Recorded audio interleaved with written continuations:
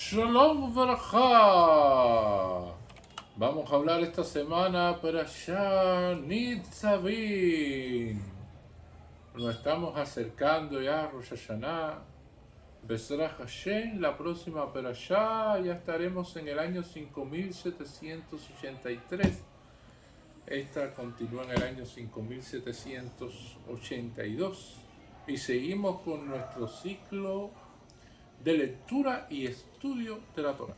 Y dice así: כי ידעתם אל אשר ישמנו בארץ מצרים ואל אשר עברנו וכרך רואים אשר עברתם ותראו אל שקוציכם ולכן אצבע אבן כסף וסך אשר עמכם ויצבעכם איש או אישה או משפחה או שבט אשר לבבו פונך היום מן אשר אלוהינו ללך לבוא את אלוהי הגויים ככם פן יש בכם שורש פורה ראש בלנה.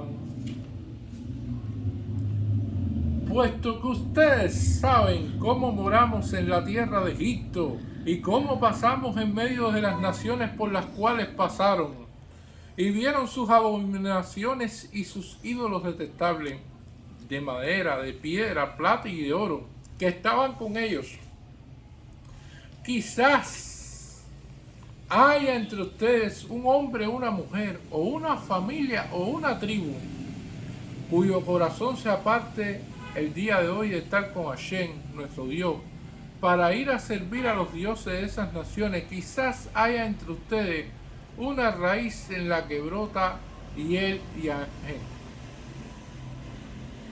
Y esto es una de las cuestiones que van a hablar nuestros sabios. Daten, porque puesto que ustedes saben, o sea, el conocimiento, la Jomá, Binah y Daat, en este caso Daat. Jomá viene de sabiduría, Binah de conocimiento y Daat es de entendimiento, de entender. Evidentemente, ustedes tienen esa sabiduría porque tienen un conocimiento de conexión, un entendimiento, porque vivieron y conocen lo que fue Egipto y fueron parte de la cultura egipcia y Egipto y todas las cosas que habían allá, que ahora no tienen, entonces las añoran. Y puede existir una nostalgia, y puede existir una añoranza. Y esto es una de las cuestiones interesantes de la vida, porque nuestros sabios dicen, pero si no eran esclavos en Egipto, si eran esclavos en Egipto, ¿cómo iban a adorar o a pensar en algo de los egipcios? ¿Cómo es? Porque estaba arraigado a su vida. Habían vivido muchos años y habían estado ahí en esa cultura, en ese entendimiento, en ese da'at. Y por eso dice que aten yadaten, porque puesto que ustedes saben, porque conocen, porque entienden. Y esto es una de las cuestiones fundamentales del arraigo que tenían los Yehudí cuando salieron de Egipto a lo que era la cultura egipcia. Y eso es muchas veces los arraigos que tienen las personas. Hemos visto, y yo siempre lo he dicho, gente que viaja a Israel, que hace alía para Israel. Y en Israel hay todo tipo de alimentos. Israel es famoso por las granadas, por los dátiles, por los higos, por todas las cosas que hay allí, por el pescado que hay en Israel, el salmón también, hay buen salmón allá. Hay toda una serie de alimentos interesantes. Y han venido judíos de Cuba allá y dicen, no, es que nosotros extrañamos el arroz con frijoles. Porque nosotros extrañamos las cosas de allá. Y entonces ese arraigo a estas cosas, y muchas veces a cosas que no eran con tanta calidad. Porque como han vivido en un lugar y han tenido ese tipo de arraigo a estas cosas que existían ahí, entonces se han conectado con el país y se han conectado de una manera que entonces tienen que la nostalgia de aquello y no pueden dar paso a lo nuevo que van conociendo. y a las cosas por las que Israel es famoso, el aceite de oliva, los olivos que crecen en Israel y todas estas cuestiones. Y entonces no, aceite de oliva, no, nosotros queremos otro tipo de aceite que no sea de oliva, Hasba Shalom. Y entonces son cuestiones que también estamos viendo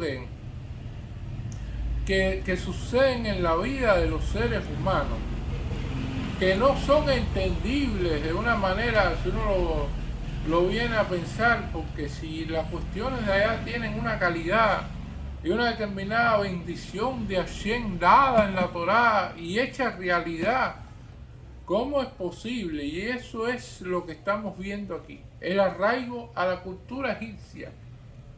Sin embargo, Hashem proveyó en el desierto el maná que caía del cielo. Hashem proveyó las nubes de gloria. Hashem proveyó la fuente de Miriam con agua cristalina. Ese tipo de agua no existía en Egipto. Egipto es lo que tenía el río Nilo. Esa era la fuente de la abundancia de Egipto. Y entonces no existía el maná, que era un alimento tan fino, ni un alimento que se podía transformar en distintos sabores. Eso no existía. Y sin embargo estaban recordando lo que había en Egipto, que como esclavos no deben haber tenido mucho, evidentemente, como dicen nuestros sabios, porque un esclavo, ¿qué es lo que come? Lo peor, lo más bajo de la sociedad. Ellos no tienen la ley de la esclavitud con respecto, lo tiene la Torá de Yehudí, que cuando el Yehudí entonces tiene que comer lo mismo que el dueño, no era la misma ley, o sea, era una ley diferente. Y la ley era que el esclavo comía lo peor que había. Entonces van a añorar la nostalgia, por lo que no debe haber nostalgia. Y por lo que no debe haber añoranza. Y esto es una de las cuestiones de la psiquis humana, de la fragilidad del ser humano que estamos viendo aquí y que vemos en el comportamiento también de personas que han sido bendecidos a vivir en Israel y en otros lugares. Y entonces, y vieron sus abominaciones y sus ídolos detestables de madera, de piedra, de plata y oro que estaban con ellos. Y esto es una de las cuestiones que el Yehudí, cuando llega a un lugar y se establece en él, tiene que cuidar todo lo que lo conecta a ese lugar. Y cuidar y mantener distancia entre algunas cosas y entre otras. Tiene que estar claro en las cosas que realiza. Y tiene que mantener una postura para no perder su esencia como Yehudí, para no perder su raíz. Porque ese es un primer paso de la conexión con el país, y un segundo paso, Hasba Shalom, en matrimonio mixto. Y después se pierde, y hay un proceso de asimilación. Yo me acuerdo de una de las historias que escuché de un rabino, en el cual estableció que cuando él fue a Nueva York, fue a visitar una familia ashkenazí. Y esa familia ashkenazí estaba preparándose la comida para Shabbat. Y en esa comida para Shabbat, el hombre tenía 4 tipos de pescado en Nueva York para comer en Shabbat. Y el hombre estaba angustiado. Media hora antes del Shabbat estaba de aquí para allá angustiado por no tener lo suficiente. Y el rabino le pregunta y le dice, bueno, pero ¿por qué tú estás angustiado? Tienes 4 tipos de pescado. Y dice, me falta el gefilte fish, dice el judío ashkenazí. Y dice, ¿cómo que te falta el gefilte fish? Sí, el gefilte fish, pero ese pescado es más rico. Y dice, no es más rico que los demás, los otros 4 son mejores. Pero en mi familia, en generación, ledor vador, nunca en una mesa de Shabbat había faltado el gefilte fish. Y esto es una de las cuestiones que ha mantenido la tradición de la familia ashkenazí. Y entonces, ahora que me falta, es como si me faltara un pedazo en el Shabbat. Es una pieza importante del Shabbat. Y esto quizás más allá de la risa que pueda causar o de las cuestiones que pueda traer, es uno de los elementos de las costumbres que nos hacen como judíos, que mantenemos de generación en generación, más allá de lo que establece la halajá.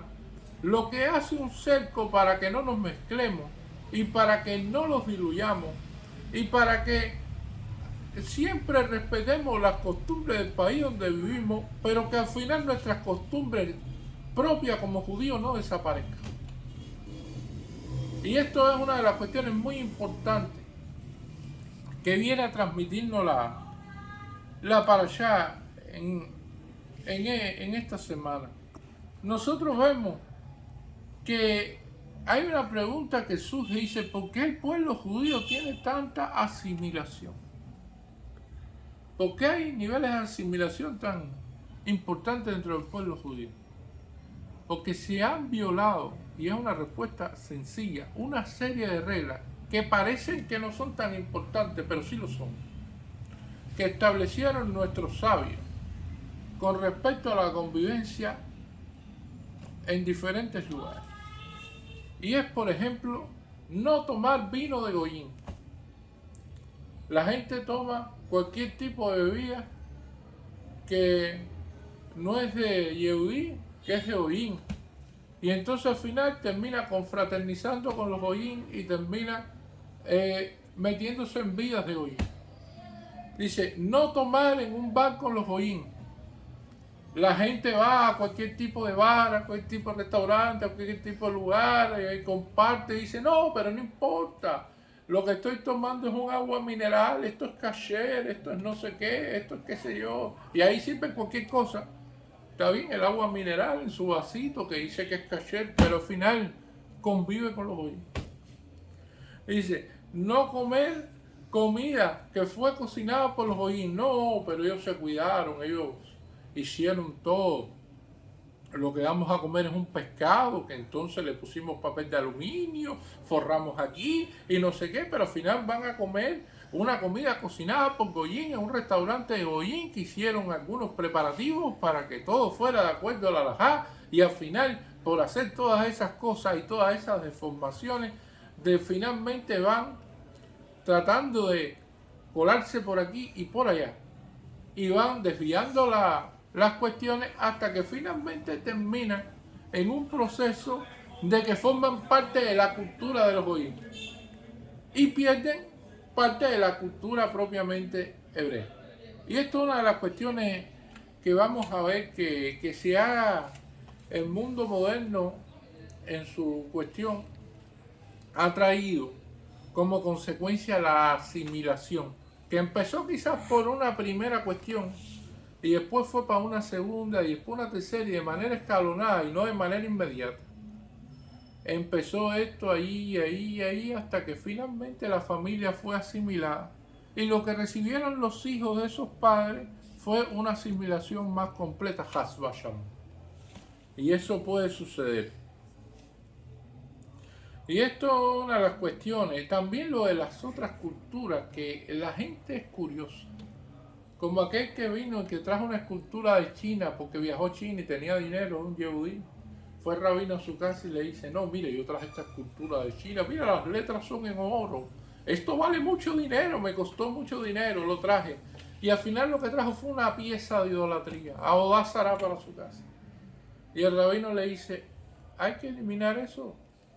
Capará Gedolá, expiación grande, del dinero que invertiste, el dinero que tuviste en esto, bueno, ya lo invertiste, pero Capará Gedolá, no puedes tener esa pieza allí, no puedes tener eso allí, y eso es una de las cuestiones, porque evidentemente, dice aquí, quizás hay entre ustedes un hombre o una mujer o una familia, una tribu cuyo corazón se aparte el día de hoy de estar con Hashem nuestro Dios para ir a servir a los dioses de esas naciones.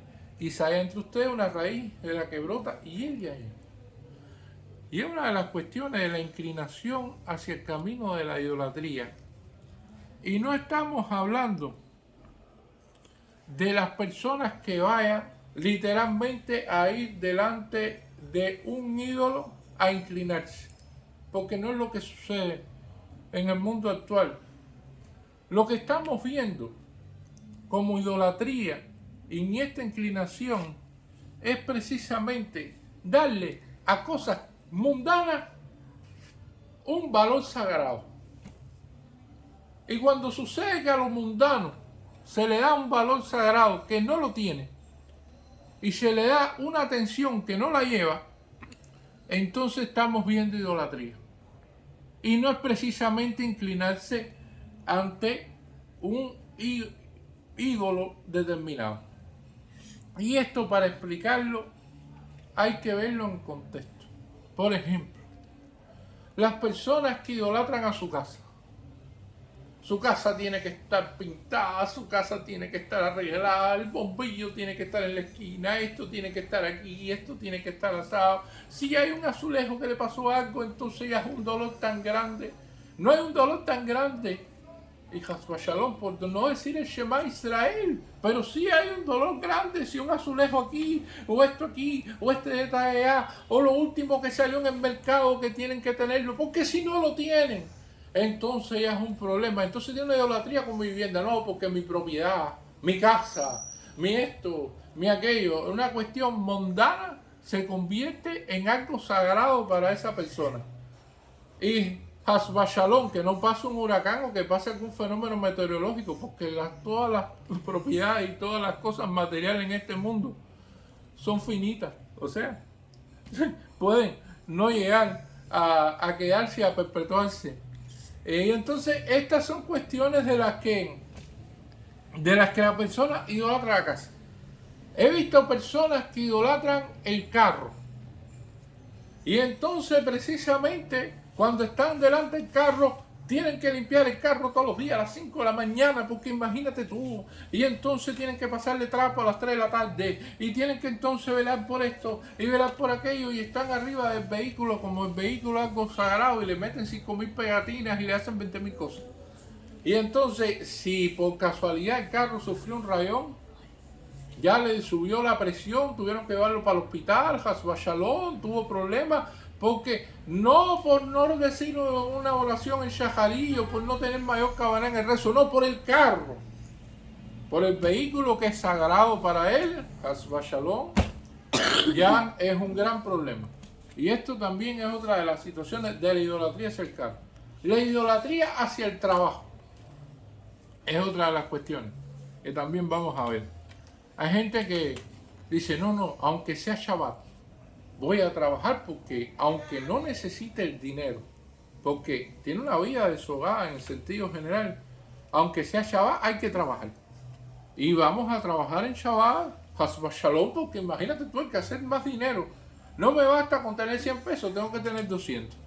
Y entonces, al final, esa persona, aunque con lo que percibe y con la parnasá que Hashem le envió, ¿le es suficiente? No.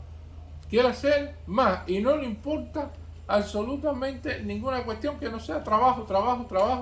Y si tiene que hacer una mifá y tiene que tomar 5 minutos para hacer un rezo de minjá o tiene que tomar media hora para hacer un rezo de shaharí, no. Trabajo. El primero en el trabajo, más dinero.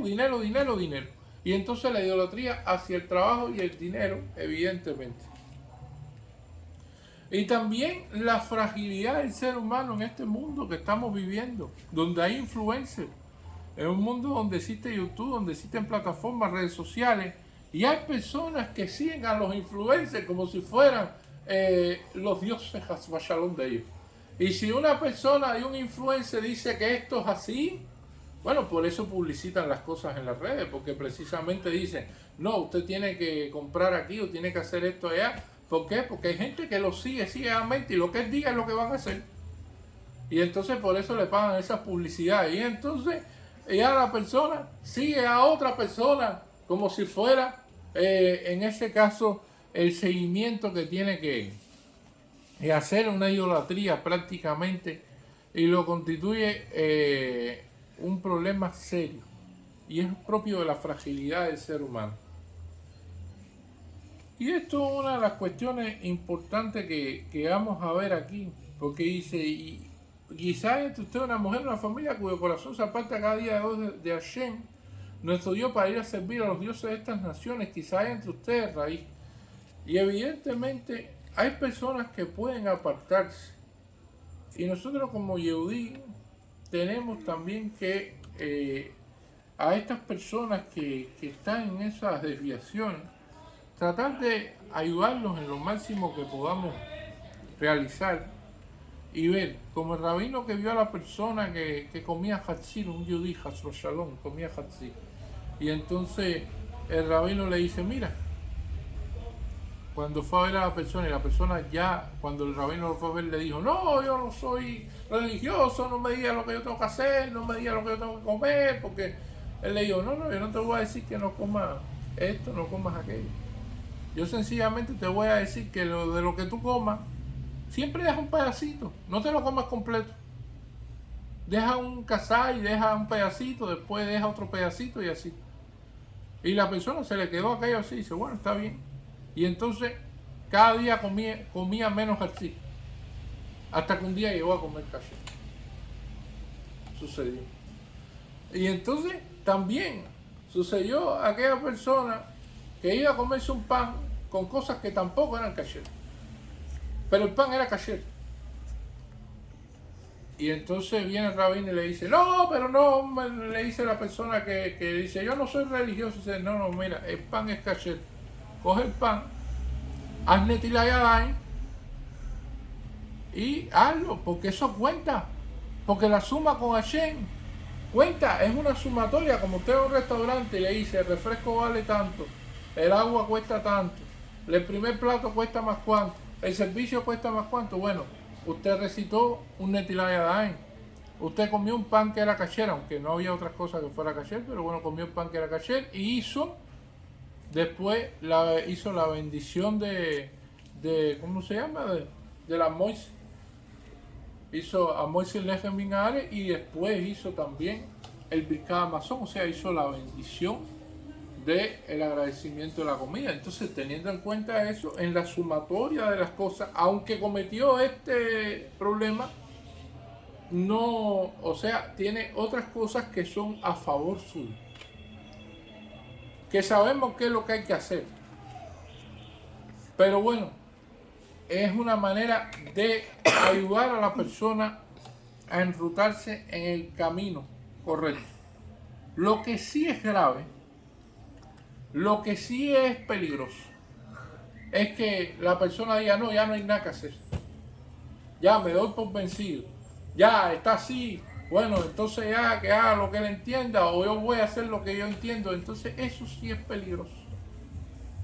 Porque mientras exista la esperanza, mientras exista una cuestión de que cuide, de que dentro de las cosas que acomete la persona que tiene libre albedrío, porque eso es importante también decirlo, porque la persona tiene libre albedrío, entonces dice, bueno, no, pero él hace el netilat y él hace el Birkat Hamazon, él se lava las manos, él hace esto, él hace aquello, él de lo que eso, entonces está comiendo menos lo que no es kasher y está cambiando para otras cosas. O sea, todas estas cosas, tiene que haber un mejoramiento, tiene que haber una actitud positiva, pero no decirle a la persona, no, yo me cansé, yo me da lo mismo. Eso sí es grave.